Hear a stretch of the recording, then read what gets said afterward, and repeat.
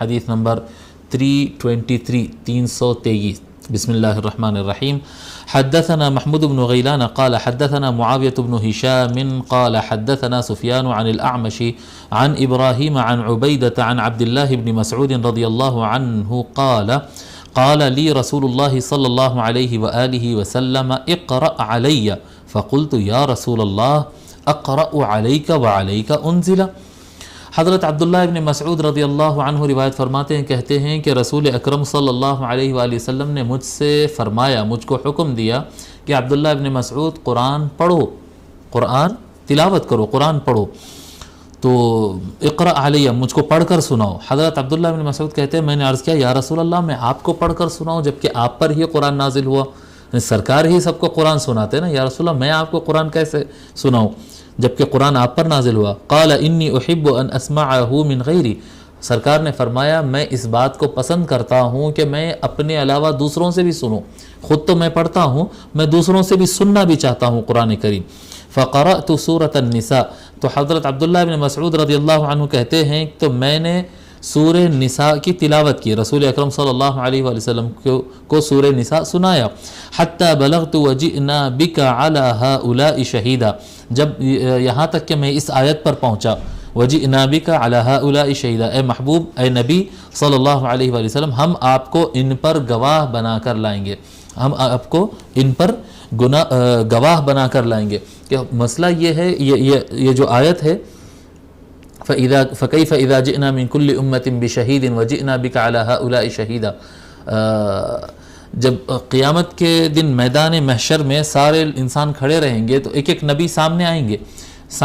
اور ان سے کہا جائے گا کہ آپ کے ساتھ مسلمان کون ہے، تو کوئی لائے گا 4 آدمی، کوئی لائے گا 2 آدمی، کوئی کسی کے پاس 60-70 ہے، جس کے پاس جتنے اسلام قبول کیے تھے وہ کہیں گے کہ یہ لوگ میری بات سنیں اور میرا اسلام قبول کیے۔ وہ آیت کا تھوڑا سا مفہوم بتا رہا ہوں میں۔ تو اللہ تبارک و تعالیٰ فرمائے گا کہ اے فلاں نبی، اے ابراہیم، اے نوح، اے عیسیٰ، اے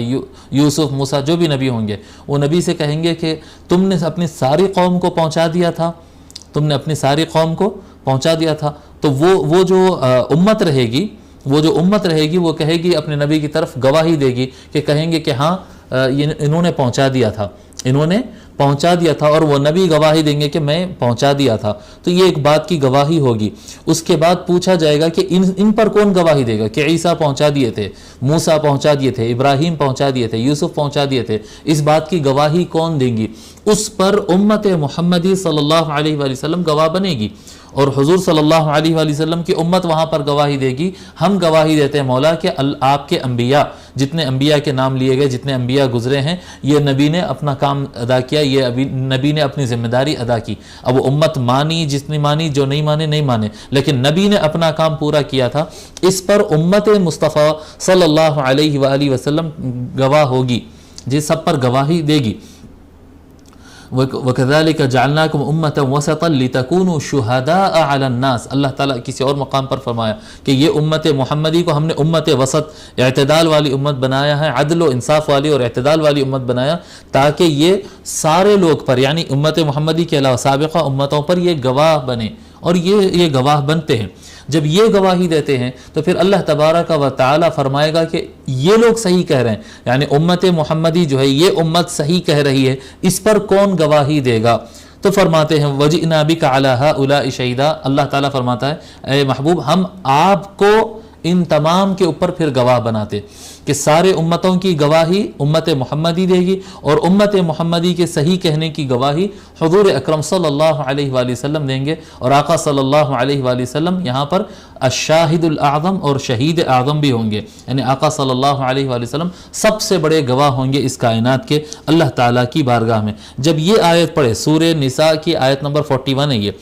41، جب یہ آیت تک میں پہنچا، حضرت عبداللہ ابن مسعود کہتے ہیں میں سورہ نساء شروع سے تلاوت کرتے ہیں، جب اس آیت پر پہنچا قال فرأيت عینی النبی صلی اللہ علیہ وآلہ وسلم تحملان، وہ کہتے ہیں کہ میں نے رسول اکرم صلی اللہ علیہ وآلہ وسلم کی چشمان مبارک کو، آپ کی آنکھوں کو میں نے دیکھا کہ اس میں سے بہت تیز تیز پانی جا رہا تھا۔ آقا صلی اللہ علیہ وآلہ وسلم قرآن کی یہ آیتیں سن کر رو رہے تھے آقا صلی اللہ علیہ وآلہ وسلم۔